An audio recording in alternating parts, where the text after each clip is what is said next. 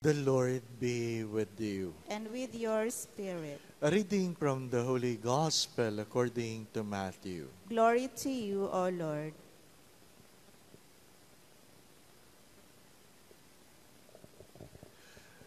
Jesus said to his disciples, I tell you, unless your righteousness surpasses that of the scribes and Pharisees, you will not enter into the kingdom of heaven.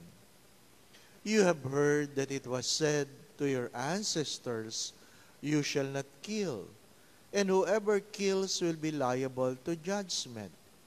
But I say to you, whoever is angry with his brother will be liable to judgment. And whoever says to his brother, Raka, will be answerable to the Sanhedrin. And whoever says, you fool, will be liable to fiery Gehenna. Therefore, if you bring your gifts to the altar, and there recall that your brother has anything against you, leave your gifts there at the altar, go first and be reconciled with your brother, and then come and offer your gift. Settle with your opponent quickly while on the way to court. Otherwise, your opponent will hand you over to the judge, and the judge will hand you over to the guard, and you will be thrown into prison. Amen, I say to you, you will not be released until you have paid the last penny.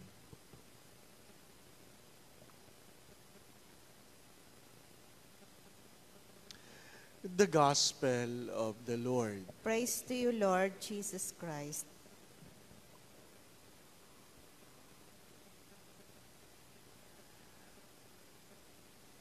Somebody asked, pag ginawa ko ba ito, Father, parurusahan ba ako ng Diyos? And bluntly I said, hindi gawain ng Diyos ang magparusa. Hindi gawain ng Diyos ang magparusa.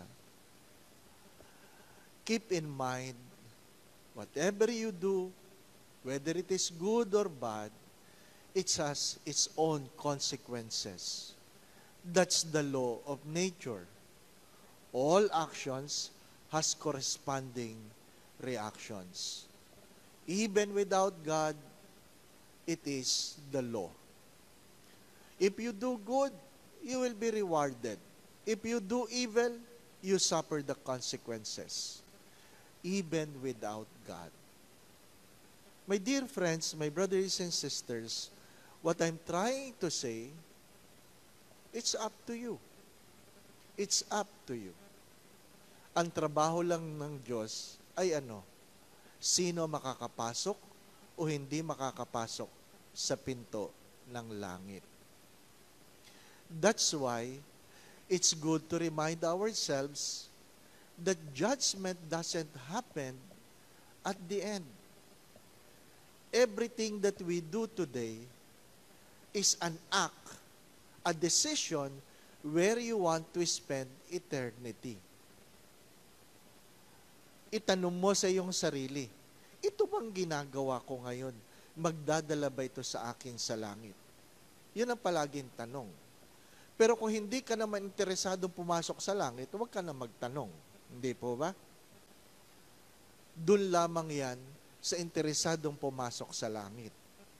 Kaya nga po, ang iyo bang pagsisimba ay ang iyong pamamaraan dahil gusto mong pumasok sa langit. Kung wala kang interes, nagsisimba ka lang dahil iyan ay isang obligasyon, huwag ka na magsimba. Nagpapagod ka lang. Nagpapagod ka lang. Huwag mong pagurin ang iyong sarili sa mga bagay na kung saan wala namang katuturan. My dear friends, my brothers and sisters, that is why it's good to remind ourselves of what? That the goal of fasting is not to lose weight. The goal of fasting is to deprive myself, to distance myself of any self-indulgence so that I will be able enough to embrace the Paschal mystery. Mahirap sumunod sa Diyos, mahirap mahalin ang Diyos kung ang hanap mo lang sa buhay ay karangyaan at comfort. Mahirap. Mahirap sumunod sa Diyos kung ang hanap mo lang ay puro papuri at madaling buhay. Fasting should discipline yourself in such a way you deprive yourselves of anything that pleases you, so that you will be able to understand perhaps the pain of the cross. Prayer is not to recite more novenas, longer prayers during this Lent. To pray more, the goal is so hopefully you are able to listen to God more. Sayang ang mga panalangin kung hindi mo naman naririnig ang Diyos. Bakit kailangan mong marinig ang Diyos? Para alam mo kung ano ang adhikain ng Diyos para sa iyong buhay. I always say this, that our common mistake in life is not to commit sin, but to do the right thing, and yet it is not what God wants you to do. Ginawa mo yung tama, pero hindi naman yan ang pinagagawa sa iyo ng Diyos.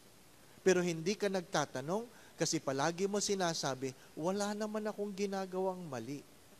Pero ang tanong, yan ba ang pinagagawa sa iyo ng Diyos? Yan ba ang pinagagawa sa iyo ng Diyos? Prayer should lead you to listen to God. As I always say, prayer is not a self-centered monologue, but a God-centered dialogue. Lent is a time to learn the discipline of listening to God more. Almsgiving. What is the goal of almsgiving? That I'll be able to give more? No. You have to understand that generosity is never about how much you have given, but how little you have kept for yourselves. Maaring napalaki ang iyong binibigay, pero mas malaki naman ang tinitira mo sa iyong sarili. Wala ring saysay. What is the goal of almsgiving? To understand your brothers and sisters. Perhaps you have been hearing this, I give not because I have more, but because I know how it feels to have none. Ang adhikain ng paghahandog ay hindi yung meron akong maibigay. Hindi dahil meron akong sobra. Nagbibigay ako, hindi dahil meron ako labis, kundi dahil alam ko ang pakiramdam ng walang-wala.